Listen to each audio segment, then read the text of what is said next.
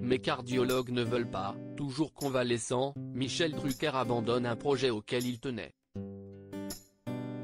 Sur les conseils de ses cardiologues, Michel Drucker doit renoncer à un projet qui lui tenait à cœur cette année. Mes cardiologues me considèrent comme un extraterrestre, je ne devrais plus être là, confie Michel Drucker au journaliste du Figaro Télévision Magazine. En mai 2023, la légende du PAF sortait de l'hôpital au terme d'un séjour de près d'une soixantaine de jours. Les chirurgiens l'avaient opéré du cœur au niveau de la valve mitrale 2 mois plus tôt.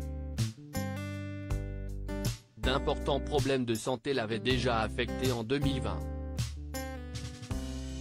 Lors d'une très longue opération, le cœur de l'animateur avait été arrêté pendant quelques heures, puis branché à une machine.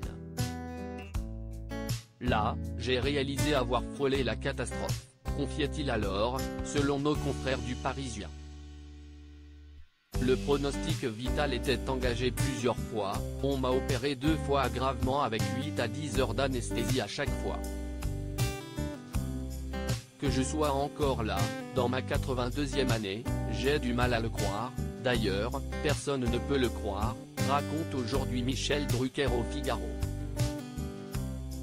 En convalescence, il doit malheureusement renoncer à un projet qui lui tenait à cœur, co-présenté avec Léa Salamé, un talk-show consacré aux Jeux Olympiques de Paris. Je ne vais pas y apparaître beaucoup.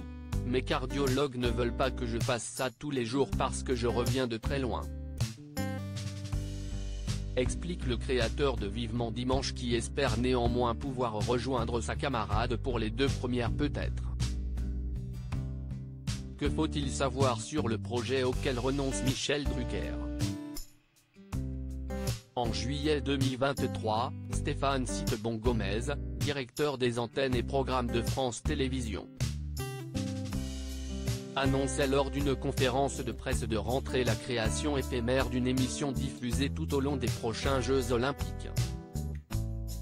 Intitulé Quel jeu, le talk-show sera retransmis en direct pendant 15 jours, en deuxième partie de soirée. Aux commandes, Léa Salamé et Michel Drucker, dont la présence dépendra de son état de santé, retraceront ensemble les moments forts. Les victoires impressionnantes, les plus belles images, les plus beaux moments de la journée aux côtés de journalistes sportifs et de commentaires. Des interviews avec des invités sportifs, culturels et pourquoi pas politiques ponctueront le programme qui s'annonce comme l'un des moments forts de l'été à la télévision.